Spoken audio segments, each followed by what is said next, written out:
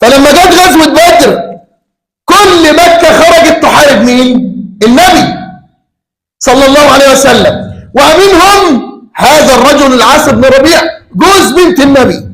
تخيل انت بقى كده، دي قاعدة في البيت، ابو ابنائها وزوجها يحارب ابيها، اما ان يأتيها خبر موت ابيها واما ان يأتيها خبر موت زوجها، ودي قاعدة تبكي والدموع على خديها، وإذ بالخبر يأتي من غزوة بدر السيدة عاتكة عمة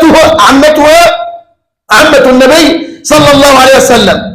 فما لما جاء الخبر قالت ماذا حدث؟ قالت لقد انتصر المسلمون عليهم.